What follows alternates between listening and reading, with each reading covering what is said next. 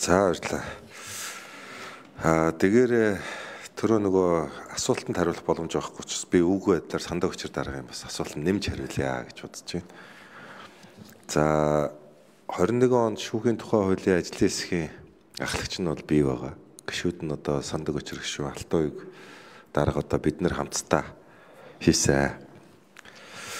За мэдээж бид энэ шүүхийн томилгоо хариуцлагатай холбоотой асуудал дээр дэвшил гаргая гэж хийсэн. Тухайн үед шүүхийн ерхий зөвлөлд шүүхийн сахилгын орооны гишүүдийг Монгол Улсын ерөнхийлөгч хинтэй ч асуулгүй томилждаг ус. Бид нэр хэн ажиллаж байгааг ч мэддэг. Ард түмэн байдгаа шүү дээ. Улсын их хурлын гишүүд мэддэг ус. Одоо шууд манай Алтан гэрэл гишүүнхэд шүүхийн ёс зүйн орон дараагаар ажиллаж байсныг та нар мэддэг үү? Мэдхгүй уу дээ. Ажиллаж байсан шүү дээ. Шүүхийн энэ хуульч сонгон шалруулдаг шүүхийн ерөнхий зөвлөлийн дараагаар ер нь хэн ажиллаж байсныг мэдгүй. Мэдгүй байхгүй.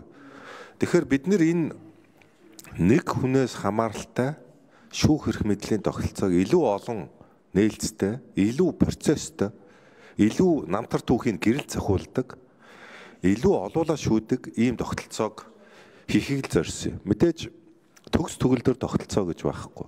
Гэхдээ нэг юм нь бид өмнө нь нэг хүн хинч мэддэхгүйгээр томилдог байсан энэ асуудлыг парламентаар оруулдаг.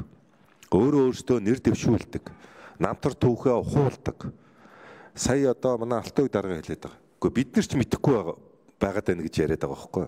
Энд чинь ажлын хэсгийн 11 хүн санал хураагаад оруулж ирээд байна. Бид мэдчих чадахгүй байна уу гэд. Үнэхээр бид ч мэдэж болохгүй гэж бодож хийсэн байхгүй. Хэрвээ парламент суудалтай улс төрийн намууд одоо улсын их хурлын гишүүд шууд нөгөө ажлын хэсэггүйгээр шийддэг болчвол энэ юу болох вэ гэхээр парламентын намуудын зөвшөлтслөөр энэ томилгоо хийгддэг болчих гэсэн. Зөвшөлтслөөр. Жишээлбэл одоо бага пропорцоор 126 гишүүнтэй парламентын одоо парламентад суудал эзэлсэн намаар нь авч үзэх юм бол одоо ингээд 4 гишүүний квот яриад байна шүү дээ бид нэр. Монгол ардын нам 2-ыг нь тавина. Ардсан намаас 1-ийг нь тавина. Хүн намаас 1-ийг нь тавина гэд ингээд шийдэх гээд байгаа байхгүй. Тэгэхээр энэ нөгөө улс төрөөс хараа тус байх хэвээр шүүх эрх мэдэл гэдэг зарчмаа бид дахиад гажуудуулчих гэдсэн. Тийм учраас ямар ч байсан ард түмний мандаттай нэг гишүүн бол ажлын хэсгээ ахлаа. Гэхдээ энэ бол нэг л санал шүү дээ. Нэг л санал өөрөө тэр шийдэхгүй бас. Илүү ийм олуулаа. Гэхдээ нууц санал хураалтаар шийддэг бодлоо л гэсэн. Одоо өмнөх энэ шүүхийн реформын үр дүнд би бол зарим юм дэвшил гарсан гэж үздэг. Жишээлбэл үндсэн хуулийн цэцэн гишүүнд улсын дээд шүүхээс 3 хүнийг томилж нэр дэвшүүлдэг.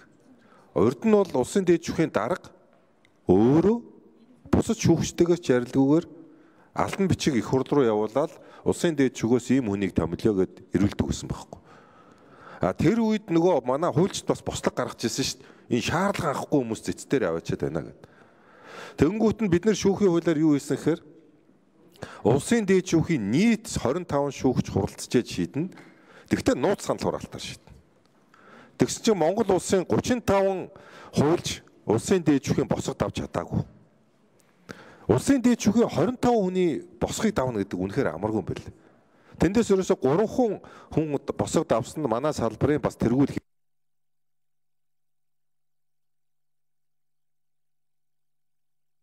За гүйцэтгэл хариулъя 1 минут.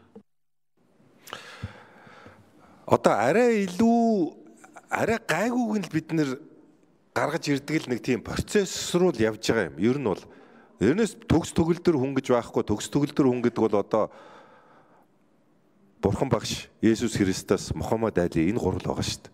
Дэлхийд бол өөр тийм идеал хүмүүс би байна гэж одоо би одоо хэрэггүй тунгалаг хүн олохгүй. Арай гайгүйг нь сонгож олдог бид нэр ухаандаа тийм процесс хийгээд байгаа байхгүй.